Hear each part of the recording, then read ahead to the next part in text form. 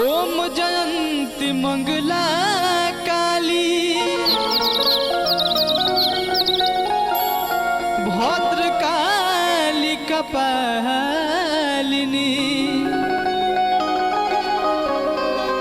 दुर्गा क्षमा शिवा धात्री स्वाहा स्वधा नमोस्तुते। तो भक्त माई से कहते रे कि अब आ जाए मैया कहाँ देर कैले बारू कि कवन गलती पे माई तू अबेर कैले बारू। कही कह मिठू भैया भक्त कहते रे कि अब आ जाए मैया कहाँ देर कैले बारू अब आ जाए मैया कहाँ देर कैले बारू कौन गलती पे माई तू अबेर कैले बारू अब आ जाए मैया कहाँ देर कैले बारू अब आ जाए मैया कहाँ देर कैले बारू।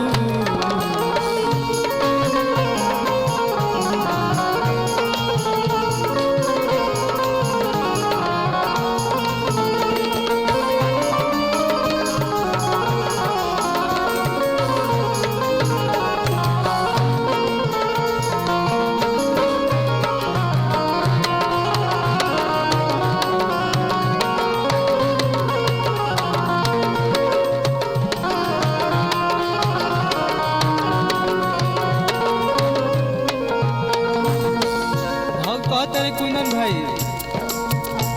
भवर में फसल नहीं आके पार तू लगा जा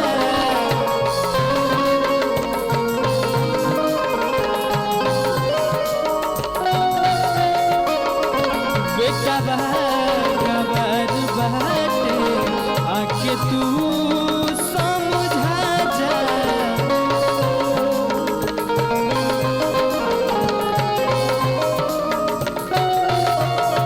भवर में फसल नहीं आके पार तू लगा जा बेटा गवर बाटे आके तू समझा जा। हे माई जाना तनी राहुल महिमा अपरंपार बा भक्त कहत रे जानता नी हम पे कृपा हर बेर कैले बारू अब आवे भवानी कैले बारू अब आ जाए मैया कहाँ देर कैले बारू।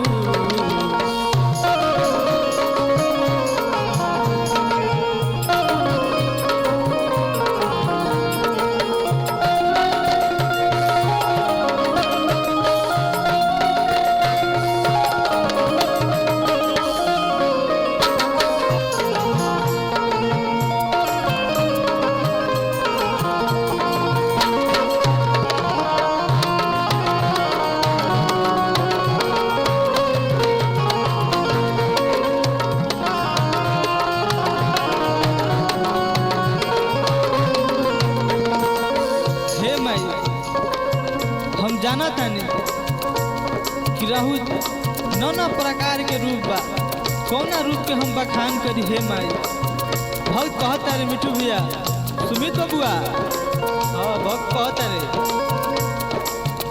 तू ही दुर्गा तू ही काली तू ही माई सेना वाली हो।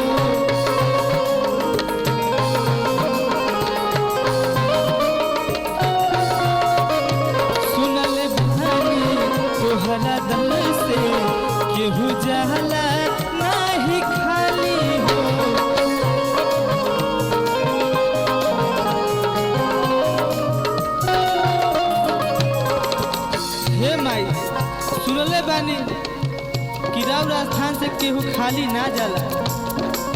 भक्त कहत अरे मिठू भैया, तू ही दुर्गा तू ही काली तू ही माई शेरा वाली हो। सुनले बानी तोहरा दर से केहू जाला नाही खाली हो। कितने दुखियन के जिंदगी में अजोर कइले बारू, कितने दुखी